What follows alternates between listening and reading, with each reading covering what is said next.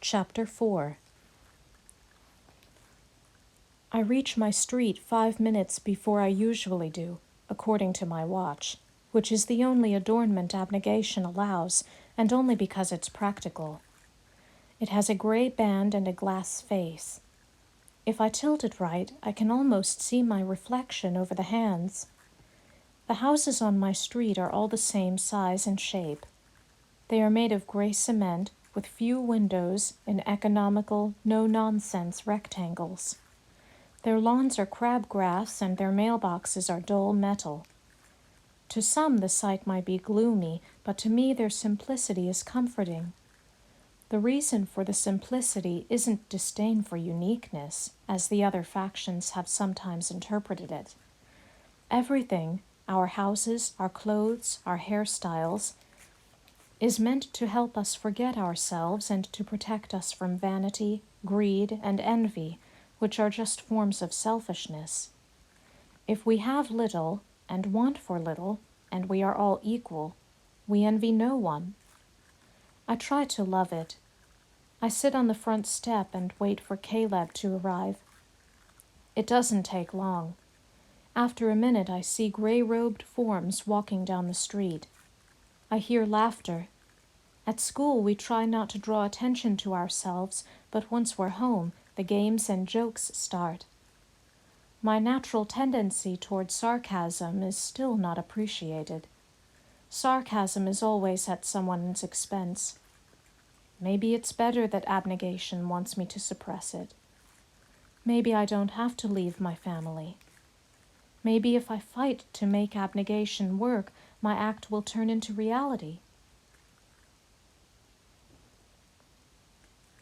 "Beatrice," Caleb says, "what happened? Are you all right?" "I'm fine."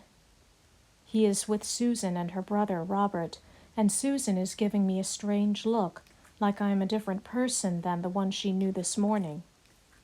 I shrug. When the test was over, I got sick. Must have been that liquid they gave us. I feel better now, though. I try to smile convincingly. I seem to have persuaded Susan and Robert, who no longer look concerned for my mental stability, but Caleb narrows his eyes at me, the way he does when he suspects someone of duplicity. "Did you two take the bus today?" I ask. I don't care how Susan and Robert got home from school, but I need to change the subject. "Our father had to work late," Susan says, "and he told us we should spend some time thinking before the ceremony tomorrow."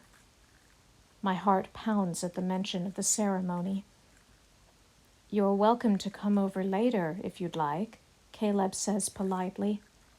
"Thank you." Susan smiles at Caleb. Robert raises an eyebrow at me. He and I have been exchanging looks for the past year as Susan and Caleb flirt in the tentative way known only to the abnegation. Caleb's eyes follow Susan down the walk. I have to grab his arm to startle him from his daze. I lead him into the house and close the door behind us. He turns to me. His dark, straight eyebrows draw together so that a crease appears between them. When he frowns, he looks more like my mother than my father. In an instant, I can see him living the same kind of life my father did, staying in abnegation, learning a trade, marrying Susan, and having a family. It will be wonderful. I may not see it. "Are you going to tell me the truth now?" he asks softly.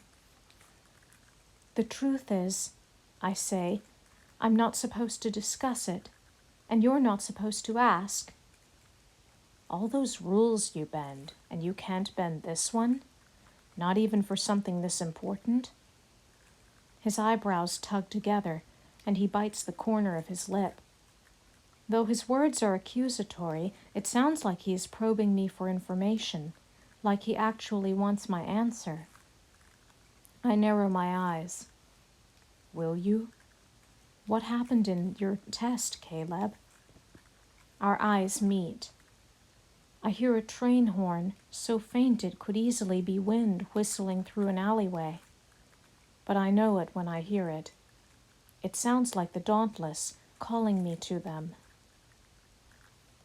Just don't tell our parents what happened, okay? I said. His eyes stay on mine for a few seconds, and then he nods. I want to go upstairs and lie down. The test, the walk, and my encounter with the factionless man exhausted me. But my brother made breakfast this morning, and my mother prepared our lunches, and my father made dinner last night, so it's my turn to cook. I breathe deeply and walk into the kitchen to start cooking. A minute later, Caleb joins me. I grit my teeth. He helps with everything. What irritates me most about him is his natural goodness, his inborn selflessness. Caleb and I work together without speaking. I cook peas on the stove. He defrosts 4 pieces of chicken. Most of what we eat is frozen or canned, because farms these days are far away.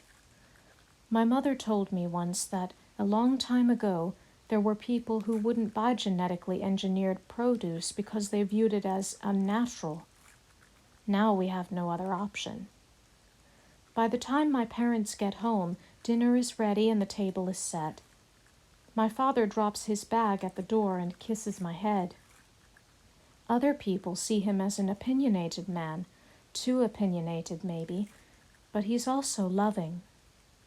I try to see only the good in him. I try. How did the test go? He asks me. I pour the peas into a serving bowl. Fine, I say. I couldn't be candor. I lie too easily. I heard there was some kind of upset with one of the tests, my mother says. Like my father, she works for the government, but she manages city improvement projects. She recruited volunteers to administer the aptitude tests. Most of the time, though, she organizes workers to help the factionless with food and shelter and job opportunities. Really? Says my father. A problem with the aptitude test is rare. I don't know much about it, but Aaron told me that something went wrong with one of the tests, so the results had to be reported verbally. My mother places a napkin next to each plate on the table. Apparently, the student got sick and was sent home early. My mother shrugs. I hope they're all right. Did you two hear about that? No, Caleb says. He smiles at my mother. My brother couldn't be candor either. We sit at the table. We always pass food to the right, and no one eats until everyone is served. My father extends his hands to my mother and my brother, and they extend their hands to him and me, and my father gives thanks to God for food and work and friends and family. Not every abnegation is religious, but my father says we should try not to see those differences because they will only divide us. I am not sure what to make of that. So, my mother says to my father, tell me. She takes my father's hand and moves her thumb in a small circle over his knuckles.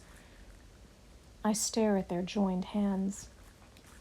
My parents love each other, but they rarely show affection like this in front of us.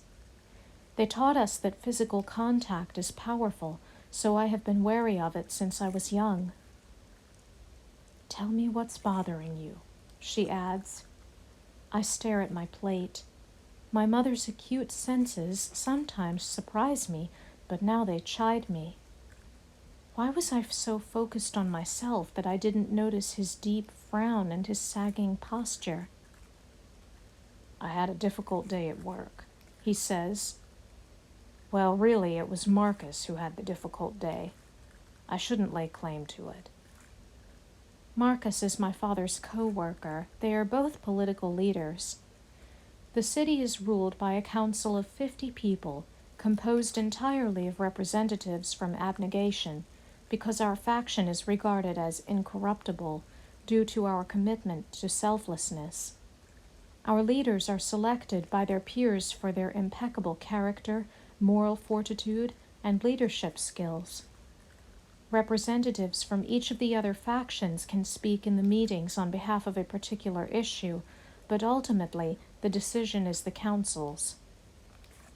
And while the council technically makes decisions together, Marcus is particularly influential.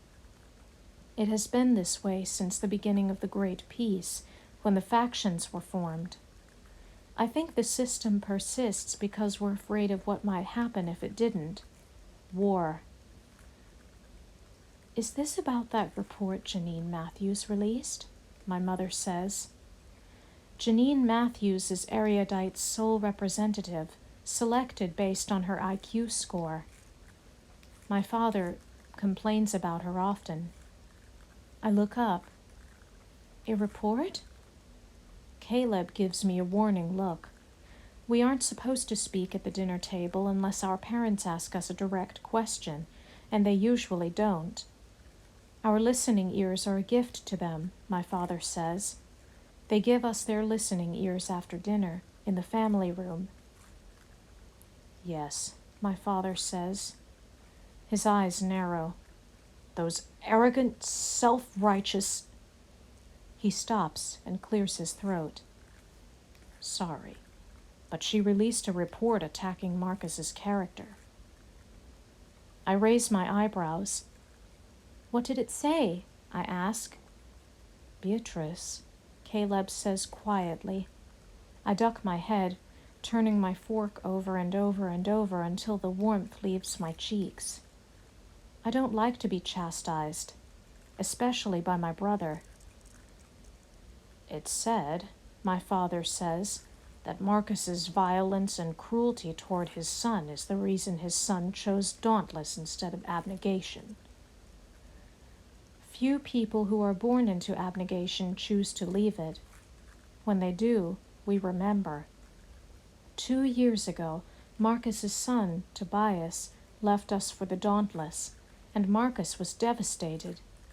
Tobias was his only child, and his only family, since his wife died giving birth to their second child. The infant died minutes later. I never met Tobias. He rarely attended community events and never joined his father at our house for dinner. My father often remarked that it was strange, but now it doesn't matter. Cruel? Marcus? My mother shakes her head. That poor man, as if he needs to be reminded of his loss. Of his son's betrayal, you mean? My father says coldly. I shouldn't be surprised at this point.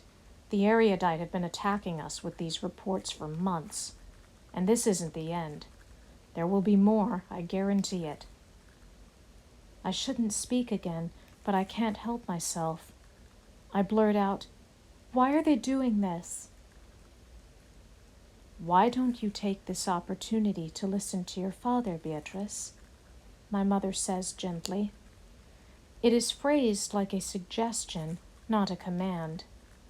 I look across the table at Caleb, who has that look of disapproval in his eyes. I stare at my peas. I am not sure I can live this life of obligation any longer. I am not good enough. You know why, my father says. Because we have something they want. Valuing knowledge above all else results in a lust for power, and that leads men into dark and empty places. We should be thankful that we know better. I nod. I know I will not choose Eryudite, even though my test results suggested that I could. I am my father's daughter. My parents clean up after dinner. They don't even let Caleb help them, because we're supposed to keep to ourselves tonight instead of gathering in the family room, so we can think about our results. My family might be able to help me choose if I could talk about my results, but I can't. Tori's warning whispers in my memory every time my resolve to keep my mouth shut falters. Caleb and I climb the stairs, and, at the top, when we divide to go to our separate bedrooms, he stops me with a hand on my shoulder.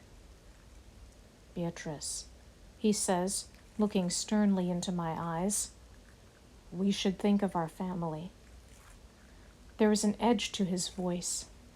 But we must also think of ourselves. For a moment I stare at him.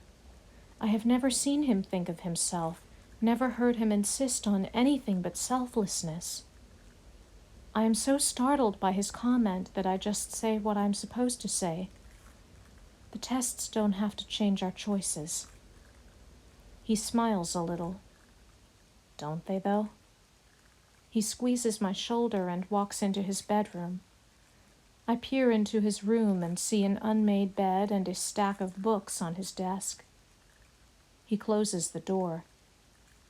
I wish I could tell him that we're going through the same thing. I wish I could speak to him like I want to instead of like I'm supposed to. But the idea of admitting that I need help is too much to bear, so I turn away. I walk into my room, and when I close my door behind me, I realize that the decision might be simple. It will require a great act of selflessness to choose abnegation, or a great act of courage to choose dauntless, and maybe just choosing one over the other will prove that I belong. Tomorrow, those two qualities will struggle within me, and only one can win.